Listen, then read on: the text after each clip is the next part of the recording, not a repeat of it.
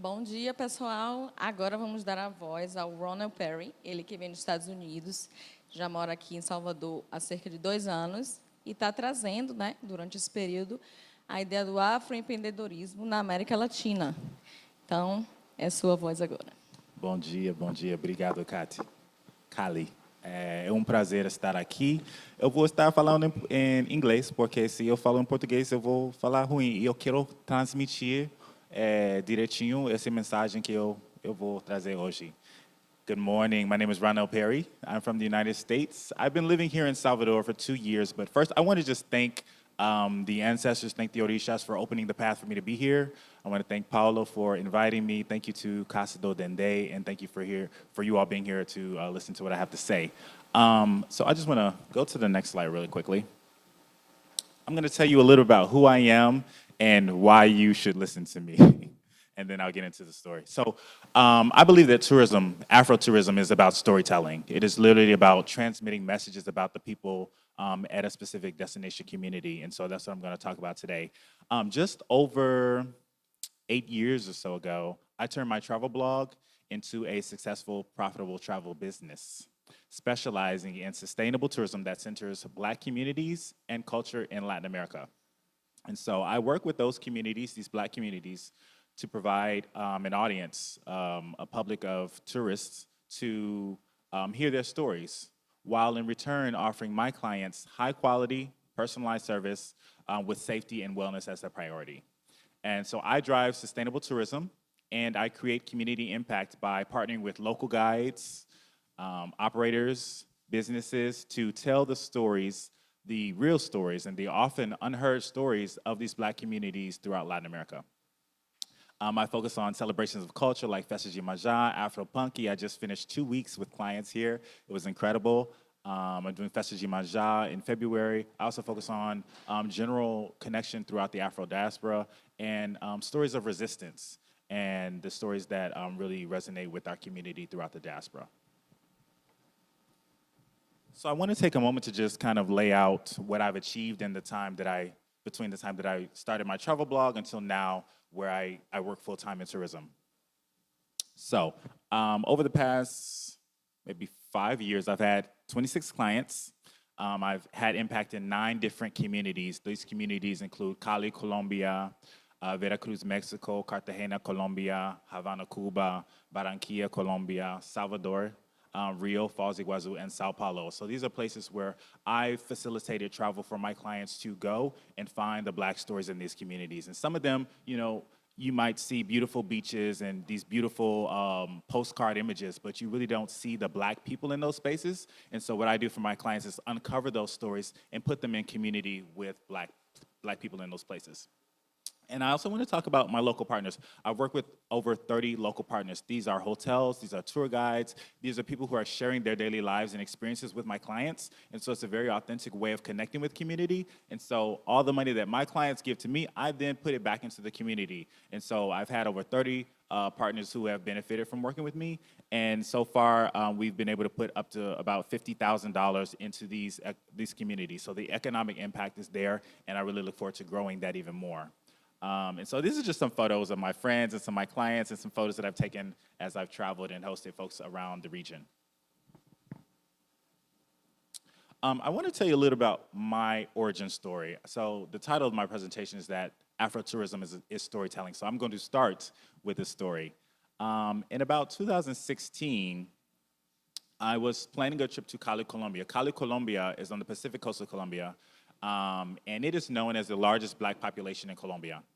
And so I was scouring tour guides, scouring the internet, scouring blogs, and all the blogs that I read, and actually the printed tour book said, do not go to this one city called Buenaventura. Buenaventura is the blackest city on the Pacific coast of Colombia. They said, don't go there. It's crime, there's drugs, there's nothing really of value to see there. And of course, being me, the adventurer that I am, I didn't listen. So I went.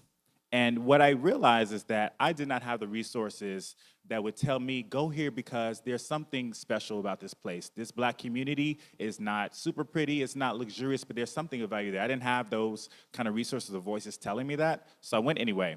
And I went to Buenaventura, which is the port city. everything that comes into Colombia comes into Buenaventura, the port. And so from there, you can take about a 2-hour launcher ride, a boat ride, to a small fishing community called Huanchaco y Ladrilleros. And so if you're familiar with going to Valencia and getting to Boypeba, it's similar. You get on a boat and you go and you wind your way and you find yourself in this beautiful place. And when I got there, I was amazed. There were dark, dark black sand beaches. The water was dark. It was kind of ominous, actually. And I got off, and I didn't have a hotel reservation. I didn't know what I was going to do. Didn't know what I was going to see. I just knew that there were black people there that I wanted to connect with. And so I got off the boat, got off the port, and I asked folks to say, hey, where's the hotel? And someone said, hey, there's a guy who just opened a hotel. Go check him out. I went to him. He said, come check out our room. I got the room, and then I had an amazing fish soup made by a local black woman there. And when I came back out to the beach, there was a stage full of kids reciting a poem. That poem, they were talking about their love of being black, their love of being Latino. And so for me in that moment, I realized that the ancestors, the universe was telling me, Ronnel, this is your opportunity to be a voice for these communities, because you couldn't find a voice that really recognized the value of these communities to tell you to come here, to say this place has touristic value. And so it is your job to do that in partnership with these communities. So I want to share with you that poem that I heard these young little Afro-Latino, Afro-Colombian kids reciting on stage. Can you help me with that? Sorry. Yeah. So this poem is by an Afro-Peruvian lady named Victoria Santa Cruz.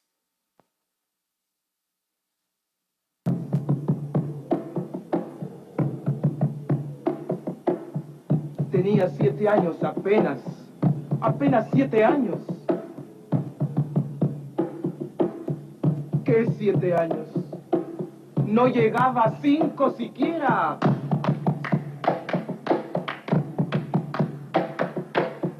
De pronto unas voces en la calle me gritaron, ¡negra! ¡Negra! ¡Negra! ¡Negra! ¡Negra! ¡Negra! ¡Negra! ¡Negra! ¿Soy acaso negra? Me dije. ¡Sí! ¿Qué cosa es ser negra? ¡Negra! Yo no sabía la triste verdad que aquello escondía. ¡Negra! Y me sentí negra. ¡Negra! Como ellos decían. ¡Negra! Y retrocedí. ¡Negra! Como ellos querían. ¡Negra! Yo odié mis cabellos y mis labios gruesos y miré apenada mi carne tostada y retrocedí. ¡Negra! Y retrocedí. ¡Negra! ¡Negra! ¡Negra! ¡Negra! ¡Negra! ¡Negra! ¡Negra! ¡Negra! ¡Negra! ¡Negra! ¡Negra! ¡Negra! ¡Negra! ¡Negra! ¡Negra! Y pasaba el tiempo y siempre amargada seguía llevando a mi espalda mi pesada carga. ¡Y cómo pesaba!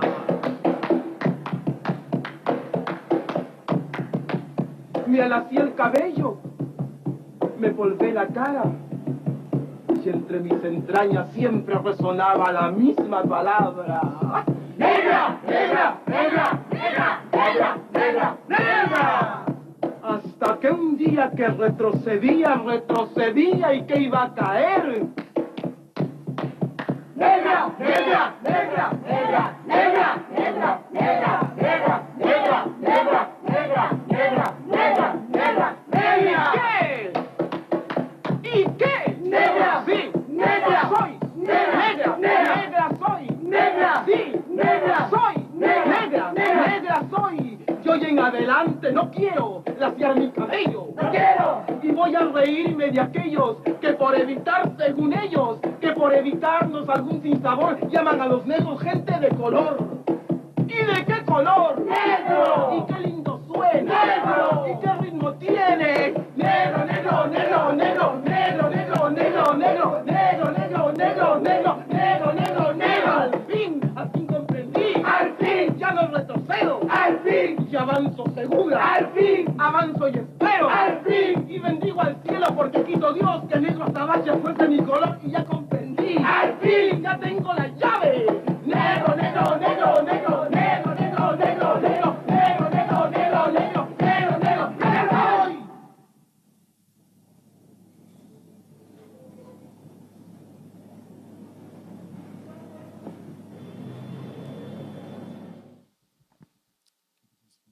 Thank you. So you can see how powerful that is. And I'm not sure if there were supposed to be captions, and I'm not sure if you were able to hear everything, but she started out talking about how white people in the streets were calling her negative, negative, negative. You're ugly. Your hair is not beautiful. Your skin is ugly. And then by the They end of the thought they poem, had buried us in the earth, by but the we are seeds awakened to our worth. My grandmother's wisdom, a story of old, for trees to thrive. So by the end of the poem, you see she and her colleagues have a lot more pride in who they are, and they are really reveling in their beauty and claiming that. And so, can you imagine me having this uncertainty about going to this place? I'd never been to Colombia. Every resource that I read said, "Do not go to this black community because it's dangerous." And I went there and I saw a group of kids on a stage singing about their pride in being Afro-Latino. In that moment, I knew that I was chosen to work in Afro-tourism.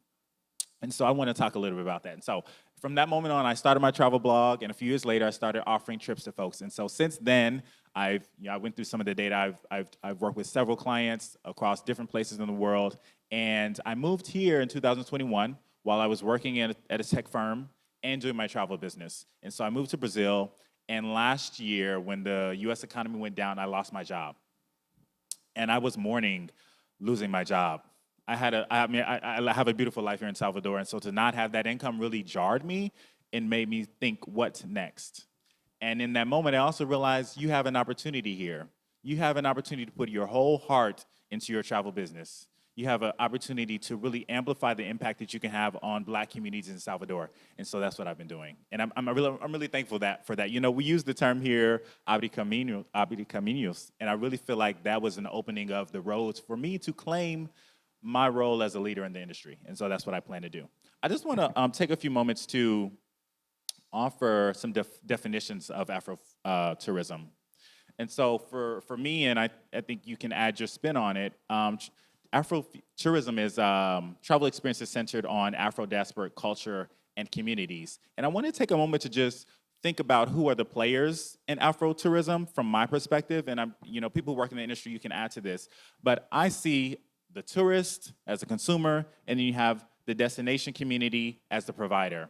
And so what I need to do as someone who's facilitating the intersection of those communities is to make sure that there's value for both of those communities. So my clients, they're paying me to provide value for them, and the folks that I work here on the ground are engaging with me because I can bring clients here who we can then have an impact on economically in these communities. And so when we think about Afro-tourism, I would recommend that we think about these things. What does a tourist need to engage with Afro-tourism? So they would like, my clients and your clients and tourists would like meaningfully engage with black communities throughout the diaspora. And the impact of that is, or the result of that is that they then understand the realities of the diaspora and the humanization of black people. And so when I think of tourism, sometimes you think of like beautiful beaches, cocktails, pina coladas, all these things. But you're not thinking about the people. When I think about tourism, I think about the people who are impacted. And also, since black people have stereotypes against them, they have so much racism against them, a role of Afro-tourism is to actually humanize these people as people who live lives, not as just performers, not as just people outside selling things, but they're people who have lives, who are human, who have emotions. And so that's what I think the role of Afro-tourism can do, and also the result of us traveling to these places and providing quality experiences for the consumers. On the destination community side, the providers, so these are people who live in Pelourinho, who live in Salvador, these are guides, these are motoristas, these are people who I'm engaging with. My role is to provide them access to tourism dollars and the capacitation that they need so that these communities can understand, how do you make income off of this beautiful thing we have? How do we do it on an authentic way, but also make a living for our exchange, for our energy? How do we get recompensated for that? By telling their stories and showcasing their culture in authentic ways. I do not believe Afro-tourism should be performative. I think it should be as authentic as possible, and it should be well compensated for the folks who are providing that service. And so the impact of that is that these communities then gain economic power and political power over their existence and over their future. And so that is where I see the intersection of Afro-tourism and Afrofuturism. by bringing our tourism dollars here, by highlighting these communities, by helping folks understand the value of their culture and the beautiful things in their lives, they can then trade that for money, and that money can help them create lives and sustain their families and also gain political power where they are.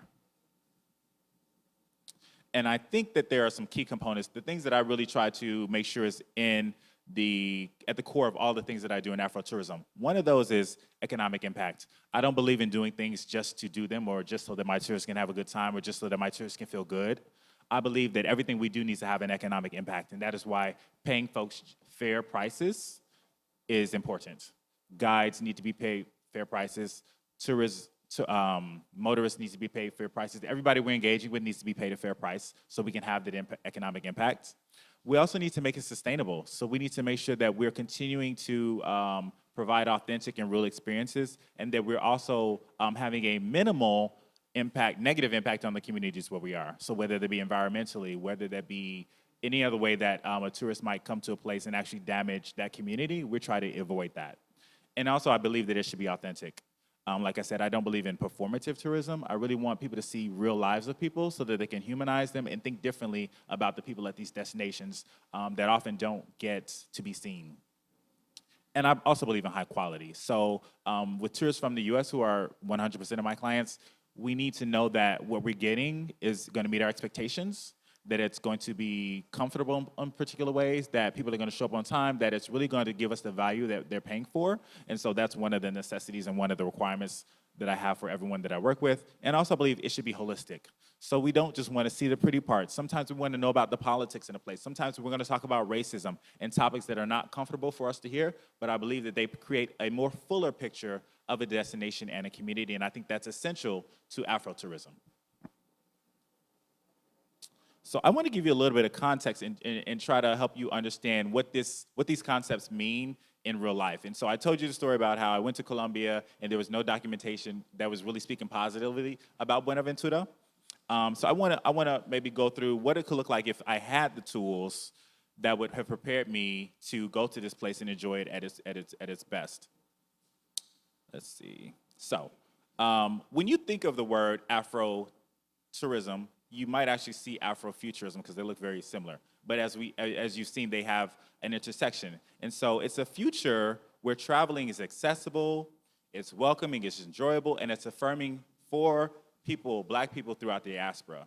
And so I want to make a contrast with my very first story about Colombia and show you exactly what good Afrotourism could look like.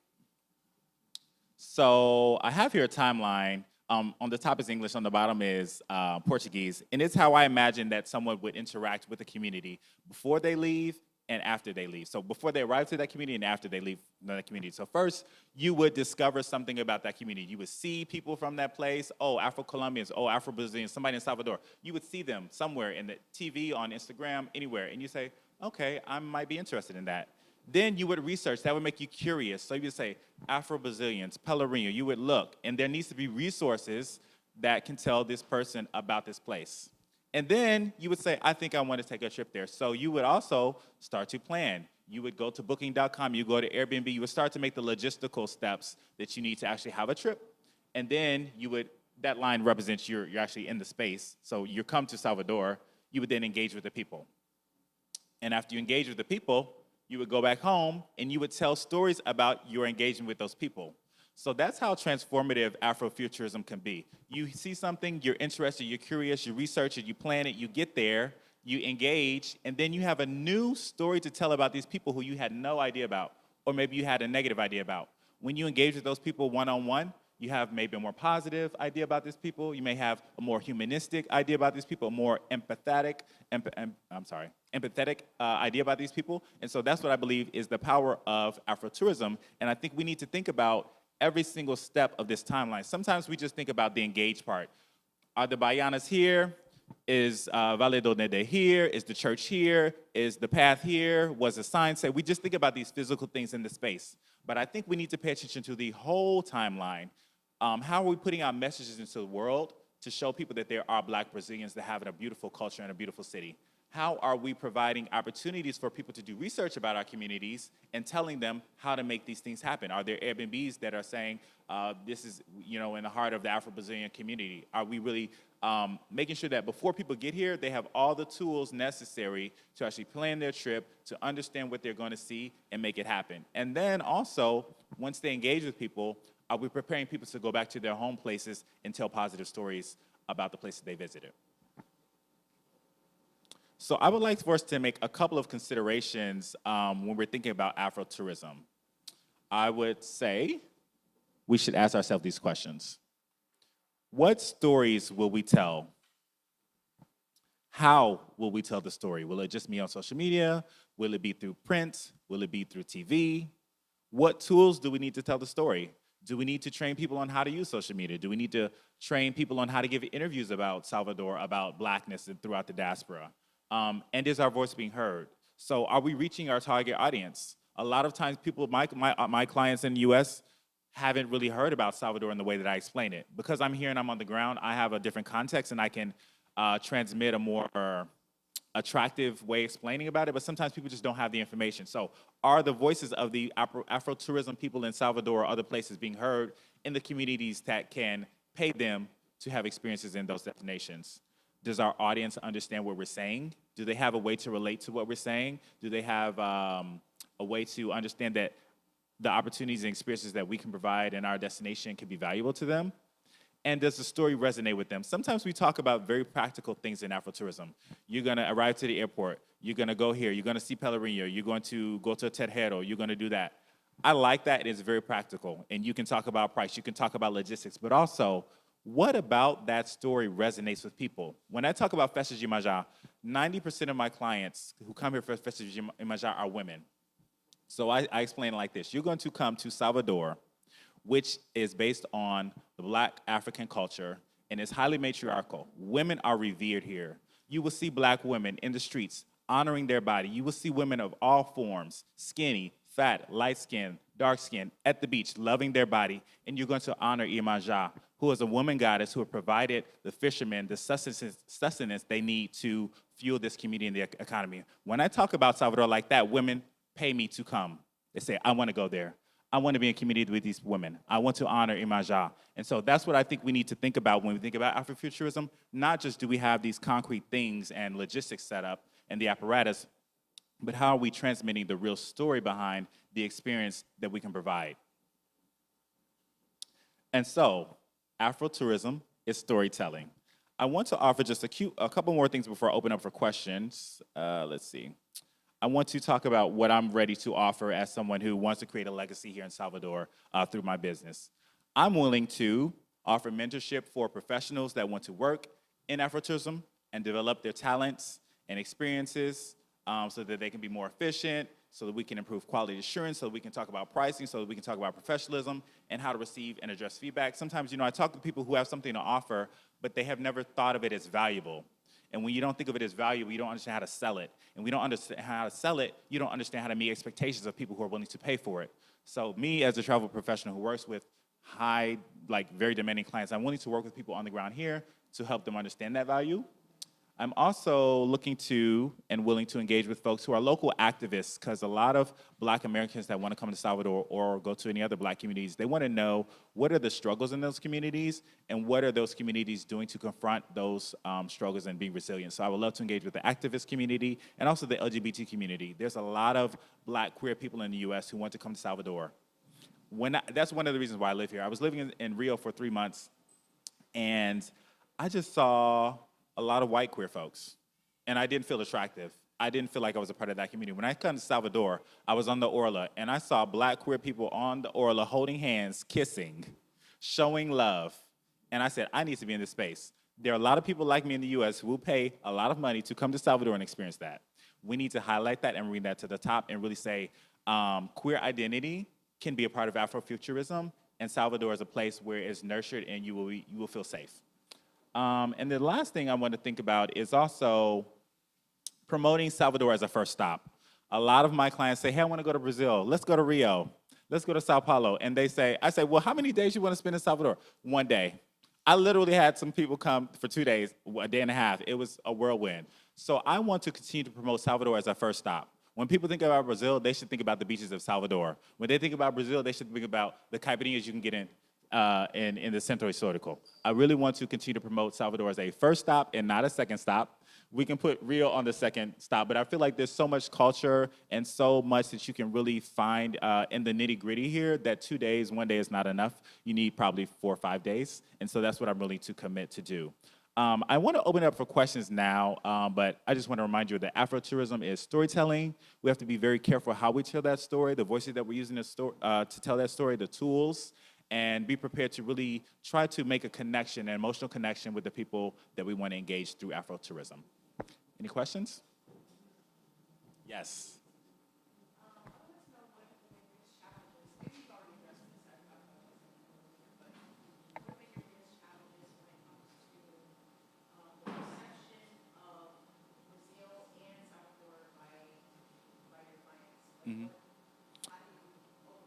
Yes. I think that when people think about, people don't really think about Salvador. I have to bring Salvador up.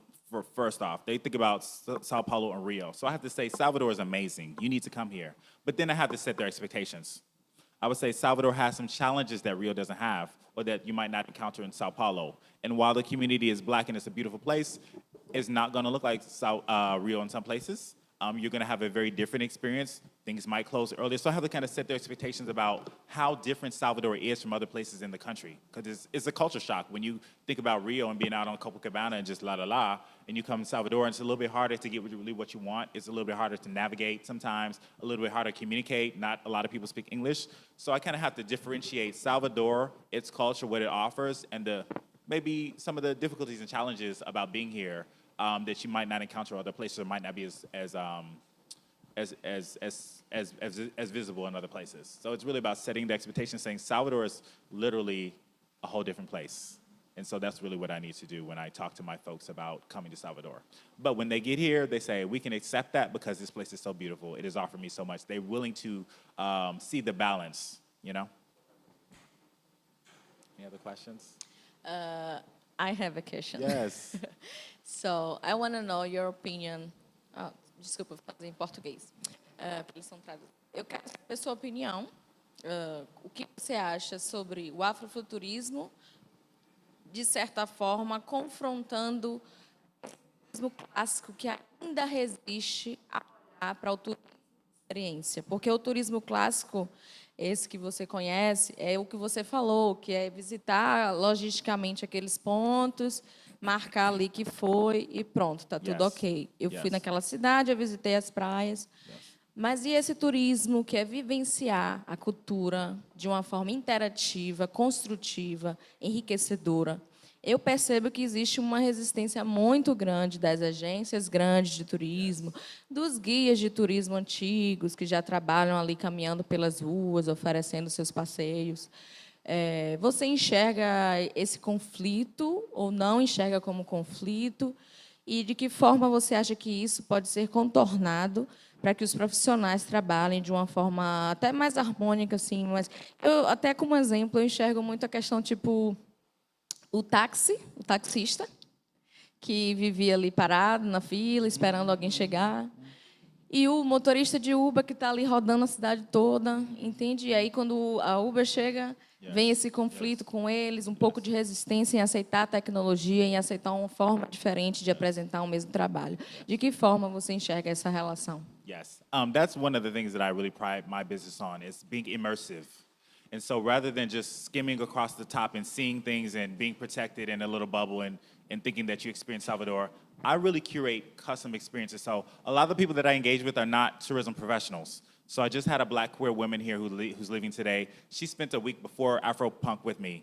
She had a massage by a black queer man. She had a facial by a black queer man. She had a cooking class, a sweets cooking class. She had a macrame class. These are not tourism professionals. These are people who are in their homes who create things, and they can offer that as experiences for people who are coming here for tourism.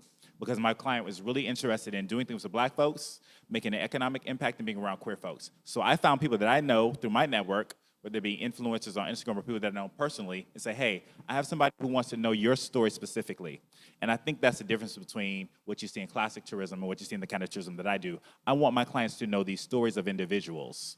When you go to classic tourism, you know the story of a place generally. But when you leave an experience that I've created, you know Ocasio and Eric. You know Gio with the Shekere class. You know specific people, you know what is their motivation, you know the art that they can provide, you know the value they can provide, and you understand it in that context. So I really think that we need to think about tourism not just in like these formal way of who is a tour guide, who is a tour experience or experience provider. We need to think about people who can tell stories that are relevant and resonate with tourists. And those people don't have to be tourist professionals. Does that make sense? Yeah. Any questions? That's really one of the things that I really value and pride myself on, is making real connections between my clients and people who live here and who have a daily life that is not necessarily focused on tourism, but is focused on bringing beauty and value into the world. So these are artists, these are Shekere instructors, these are different people who offer different things. And I say, hey, client, come over here and check this person out. And it's better than we're going on a general tour of the city. But do you see a kind of conflict between these two types of tourism? A little bit, yes, maybe, but also I'm not